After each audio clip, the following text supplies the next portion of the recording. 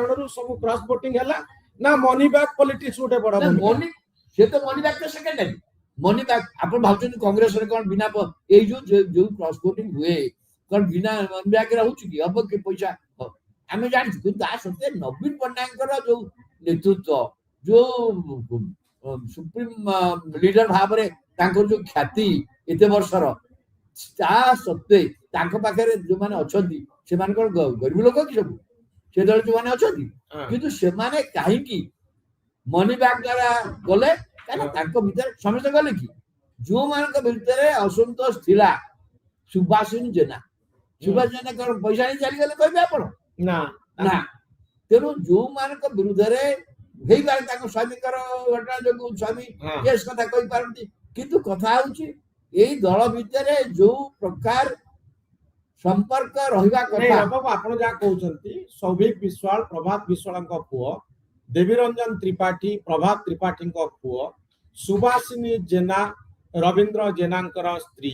जे विधायिका अछंती तांको स्वामी 2 दिन तळे बीजेपी रे मिचिचंती एमाने काहे की विद्रोह करूचंती ताहा कारण से कारण सब स्पष्ट हो जाउची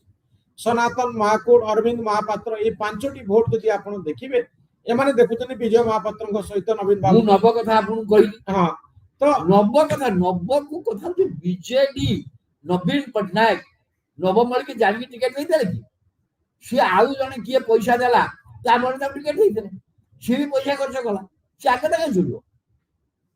एकदम यार केवल सबु केस रे आपण देखिबे जदी एवं दल भितर सबु स्तर रे संगठन के स्तर रे दल को सब विभ्राट करिया पे जा दरकार कराई एवं दल को सजाड़िया पे आंका पाखे जो 18 मास समय देला से की परिवार व्यवहार करछन देखो किछि व्यवहार होनी बरं आपण देखो तो आपण गुडा नजर देलेनी आपण 30 टा जिला परिषद अछि एते पंचायत समिति अछि दल पक्षरु जिला परिषद रे पंचायत समिति रे गुडा अल्टरनेटिव डेमोक्रेटिक फोरम भाबरे जहा काम करिया कथा कोन गोटे करछन काई कर पाना ए चक्रमणि कर काई की वोट मान क्रॉस वोट मु कहूची दल भितरे नवीन पटनायक नेतृत्व कार्य करबा ढंग या नहीं दल भितरे प्रबल असंतोष थिला से असंतोषटा परिप्रकाश करछी एवं आ गोटे कथा केवल टंका जो एवं आ गोटे कथा मन भितर नवीन पटनायक ना ओडिशा प्रति आदर अछि जे ओडिशा जो से जते जहा कहिले मध्य भी जो ओडिया गोटे ओडिशा राजनीतिक दल आंचलिक दल ओडिया भावना ये तो नहीं नथिया तो ओडिया अस्मिता तांको उधर काई कार्य कला ओडिया अस्मितार अभियोग बिजु जनता दल विरुद्ध काम कला काई काम कला से काम तो से निजे नवीन पटनायक कानी आंदाई काने से ओडिशा जदि ओडिशा में बहुत काम करछन बहुत विकास होई बोल पा जाई पारे तो गाली जते मंदिर फंदर काम करछन आउ तो एते मंदिर काम ओडिशा अधिकार केबे ही नथला किंतु कथा होउची अंक भीतर से जो ओडिया मानक प्रति जो ममता से ममतार करछि ना बापा करथिला बिजु पटनायक सेते तो नहीं चाले से किंतु कथा होउची तांकर जो परिवर्तन करिया कथा ता परिवर्तन तो 24 ता रहिले क्षमतारे काने ओडिशा को स्पीकर पनते किंतु एपरि कि मध्य लोक गला निर्वाचन मत भावना दे नवीन घटी काहाकू देबे एटा मत लोक भीतर नथिला किंतु लोक जे हटेई देला परे एई जो 18 मास समय हला आमे 18 मास भीतर आपण कोन देखिले घर सजाडी पालानी विजय एकदम बिल्कुल जोथि पाई कि एते बड़ क्रॉस वोटिंग आमे देखुचु कांग्रेस रो क्रॉस वोटिंग कथा को आलोचना करनबा सोफिया फिरदौस रमेश जेना आउ दासरथी गमांगो माने काहे कि क्रॉस वोटिंग कले न मु आपन गुटे चिंता कथा कहिदो हां तो सोफिया कथा सोफिया पॉलिटिकल स्टाइल कर मिला हां ना सोफिया को बापा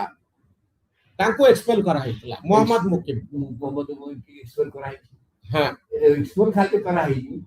से बर्तमान घोषणा करि छन से ओटे राजनीतिक दल करिवे आ आपन बाप से जदी आसी जदी कटक शहर से तो मोहम्मद मुकिम को संगठन ऊपर आछंती तो रमेश जेना काहे कि क्रॉस वोटिंग रमेश जेना जे खेउचंती सब इंटरेस्टिंग कथा रमेश जेना होचंती गंजाम जिल्ला रे जिल्ला कांग्रेस सभापति जिल्ला कांग्रेस रो सभापति क्रॉस वोटिंग करछन एवं आज कोन कहले पिसी सभापति तांकर गंजाम जिल्ला रे एपरी जमीदारी थिला जे तांको बेटा तमे आउ कागु चली सरकार काहाकू देले मत से काहाकू 2 मिनिट रखि देन तांको जमीदारी अनुसार चलतला बर्तमान दल जमीदारी मुक्त होई गला माने से जो क्रॉस वोटिंग गले आज कहछन कारण रमेश जेना ଭକ୍ତଦାସ ହେଲା ଦିନ ଠାରୁ ସିଏ କେବେ ବି ଖୁସି ନଥିଲେ ଏବଂ ଯେଭଳି ଭାବରେ ସିଏ ଯୋଉ ପ୍ରକାର ଯାହା ଚାହୁଁଥିଲେ ତାହା ହେଇନାହିଁ ଏବଂ ରମେଶ ଜେନା ଯେଭଳି ଭାବରେ ଗଲା ବିଜେଡି ସରକାର ଦ୍ୱାରା 100 କେସ୍ ପଡ଼ିଲେ ଇଏ କଲେ ହଇରାଣ ହେରକଟ ହେଲେ ତାଙ୍କୁ କିଏ ଯା ଦଳର ଲୋକମାନେ ତାଙ୍କ ପାଖରେ ଛିଡା ହେଇଛନ୍ତି ଦଳ ଛିଡା ହେଇଛି ତାଙ୍କ ପାଖରେ କେବେ ଛିଡା ହେଇଛି ତାଙ୍କ ପାଖରେ ସେତେବେଳେ କଣ ଭକ୍ତଦାସ ଥିଲେ କି ନଥିଲେ ଭକ୍ତଦାସ ଆସିଲା ପରେ ମଧ୍ୟ ତାଙ୍କୁ ସଭାପତି ଜିଲ୍ଲା ସଭାପତି କରିଥିଲେ ମୋର କହିବା କଥା ଅଛି ଭକ୍ତଦାସ ତ ବୁଝିବା କଥା ସେ ଜିଲ୍ଲାରେ ପରିସ୍ଥିତି ବଦଳିବା ପାଇଁ ସେ ତ ଉଦ୍ୟମ କଲେନି ସେ କହିଲେ ରମେଶ ଜେନା ଅଛି ଆମର ଠିକ ଚାଲିଛି କିନ୍ତୁ ରମେଶ ଜେନା କୋଉ କାରଣରେ ତାକୁ ବୁଝିପାରିଲେ ନାହିଁ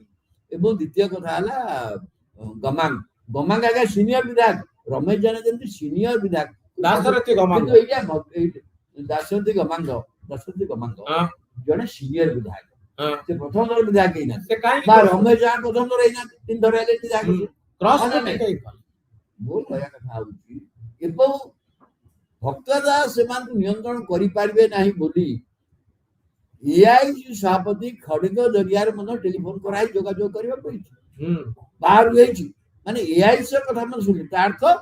ଏମାନେ ଆଉ କଂଗ୍ରେସ ଭିତରେ ଆଉ ନିଜର କୌଣସି ଭବିଷ୍ୟତ ଦେଖି ପାରୁନାହାନ୍ତି ଆଉ କଂଗ୍ରେସ ବାହାରେ ଚିନ୍ତା କଲେ ବର୍ତ୍ତମାନ କଂଗ୍ରେସ ବାହାରେ ଯିବେ କୁଆଡେ ବର୍ତ୍ତମାନ ସେଇଟା ଦେଖିବା କଥା ଏବଂ ଗଞ୍ଜାମ ଜିଲ୍ଲାଟା ପୁରା ବର୍ତ୍ତମାନ ବିଜେପି ହେଇଯାଇଛି ହୁଏତ ରମେଶ ଜେନା ବିଜେପି କି ଯିବେ କି ତାଙ୍କ ବିରୁଦ୍ଧରେ ମାମଲା ପ୍ରତ୍ୟାହାର କରିବା ପାଇଁ ବିଜେପି ସରକାର କିଛି ପଦକ୍ଷେପ ନେବ କି ଆପଣ ଜାଣିଛନ୍ତି ତାଙ୍କ ବିରୁଦ୍ଧରେ ଶତାଧିକ କ୍ରିମିନାଲ କେସେସ୍ ଅଛି ସେ ବହୁତ ଦିନ ଜେଲରେ ରହିଛନ୍ତି ନିଶ୍ଚିତ ଭାବରେ ବାବୁ ଏଠି ଗୋଟେ ବଡ କଥା ଦାଶରଥୀ ଗମାଙ୍ଗ କାହିଁକି କ୍ରସ୍ ଭୋଟିଂ କଲେ ମୁଁ ଭାବୁଛି ଦାଶରଥୀ ଗମାଙ୍ଗର ନିଶ୍ଚିତ ଭାବରେ ହେଇପାରେ କେତେ ବଡ କଥା କିନ୍ତୁ ଦ୍ୱିତୀୟ କଥା ହଉଛି ଏକରେ ଭକ୍ତ ଦାସଙ୍କ ନେତୃତ୍ୱ ତାଙ୍କର କେବେ ବି ପ୍ରଥମରୁ ଆପଣ ଦେଖିବେ କେବେ ବି ଆସ୍ଥା ତାଙ୍କ ଭିତରେ ନଥିଲା ଦ୍ୱିତୀୟ କଥା ହଉଛି ଯୋଉମାନେ କଂଗ୍ରେସ ଦଳର ଗୋଟେ ବଡ ଦୁର୍ବଳତା ଥିଲା ମୁଁ ଦେବି ମୁଁ ତଥାପି କଂଗ୍ରେସ ଦଳକୁ ସମ୍ମାନ ଦେବି ମୁଁ ବିଜେଡି କି ସମ୍ମାନ ଦେବିନି ମୁଁ ଦେବି ଦେଖନ୍ତୁ 14 ଜଣଙ୍କ ଭିତରେ ଯଦି 3 ଜଣ ମାତ୍ର ଯାଇଛନ୍ତି ସୋଫିଆ କଥା ଛାଡି ଦିଅନ୍ତୁ ତା ବାପା ଗୋଟେ ଷ୍ଟାଣ୍ଡ ନେଇଛନ୍ତି ତେଣୁ ସେଇ ହିସାବରେ ଛାଡି ଦିଅନ୍ତୁ ଆଶଙ୍କା କରାଯାଉଥିଲା ବହୁତ ଭୋଟ ପଳେଇବ ବୋଲି କିନ୍ତୁ ହେଲା କି ଯେ ଦୃଷ୍ଟିରୁ କଂଗ୍ରେସ ର ଏଆଇସିସି ତରଫରୁ ଅନ୍ୟାନ୍ୟ ତରଫରୁ ଯୋଉ ଉଦ୍ୟମ ହେଇଛି ସେଥିରେ କଂଗ୍ରେସ ମାତ୍ର 2 ଜଣ କିଏ ଯୋଉମାନେ ସିନିୟର ସଦସ୍ୟ ଆପଣ ଭକ୍ତ ଦାସଙ୍କୁ ଦାୟୀ କରିପାରିବେନି କାରଣ ଏଆଇସିସି ମଧ୍ୟ ଏଥିରେ ଇନଭଲ୍ଭ ହେଇଛି ମାଲିକାର୍ଜୁନ ଖାର୍ଗେ ମଧ୍ୟ ଇନଭଲ୍ଭ ହେଇଛନ୍ତି ସମସ୍ତଙ୍କୁ ଟେଲିଫୋନ ଶିବ କୁମାର ମଧ୍ୟ ଇଏ କରିଛନ୍ତି କିନ୍ତୁ ତା ସତ୍ୟ କଥା ହେଲା ମାନେ ଏଇ ଯୋଉ ଲୋକମାନେ ବର୍ତ୍ତମାନ ଏଇ ନିଷ୍ପତ୍ତି ନେଲେ ସେମାନେ ଭାବୁଛନ୍ତି କଂଗ୍ରେସ ବାହାରେ ସେ ଗୋଟେ ଆଉ ଗୋଟେ ଜୀବନ ଚିନ୍ତା କରୁଛନ୍ତି କାରଣ କଂଗ୍ରେସ ଭିତରେ ସେ ରହିପାରିବେନି ଜାଣିଲେ ଆଉ ଗୋଟେ ପ୍ରଶ୍ନଟି ଆସୁଛି ଯେ ଆପଣ ଦୁଇଟି କଥା କହିଲେ ଗୋଟେ ହଉଛି କ୍ରସ୍ ଭୋଟିଂ କାହିଁକି ହେଲା ଯଦି ପ୍ରଶ୍ନ ଆସେ ପ୍ରଥମ କଥା ହଉଛି ବିଜୁ ଜନତା ଦଳର କ୍ରସ୍ ଭୋଟିଂ ବିଜୁ ଜନତା ଦଳ କ୍ରସ୍ ଭୋଟିଂ ନବୀନ ବାବୁଙ୍କ ଯୋଉ କାର୍ଯ୍ୟକ୍ରମ ନବୀନ ବାବୁଙ୍କର ଚାଲିଛି ତା ବିରୁଦ୍ଧରେ ଦିଆଗଲା ଯେ 2 ବର୍ଷ ଭିତରେ ବିଜେଡି ଦଳ ସଜାଡି ପାରିଲାନି ଘର ସଜାଡି ପାରିଲାନି ଯୋଉଥିପାଇଁ ନବୀନ ବାବୁଙ୍କ ବିରୁଦ୍ଧରେ ଗୋଟିଏ ମତ ତିଆରି ହେଲା 24 ପରେ ଏଇଟା 24 ଗୋଟେ ଟର୍ନିଂ ପଏଣ୍ଟ ଏଇଟା ହଉଛି ରାଜ୍ୟସଭା ଇଲେକ୍ସନ ଆଉ ଗୋଟିଏ ଟର୍ନିଂ ପଏଣ୍ଟ ଏବଂ ଆପଣ ଏଇଆ କହିବା ପାଇଁ ଚାହିଁଲେ ଯେ ନବୀନ ବାବୁ ବିଧାୟକ ମାନଙ୍କର ଯୋଉ କଥା ଅଛି ତାକୁ ପ୍ରଥମ ଥର ପାଇଁ ଇଲେକ୍ସନ ପରେ 2 ବର୍ଷ ପରେ ଶୁଣିଲେ କିନ୍ତୁ ତା କାମ ଦେଲାନି ଇଲେକ୍ସନ ପୂର୍ବରୁ 2 ଜଣଙ୍କୁ ପାର୍ଟିରୁ ବାହାର କଲେ ଯାହା ବୁମେରାଙ୍ଗ ହେଲା ଗୋଟେ ଭଲ ମେସେଜ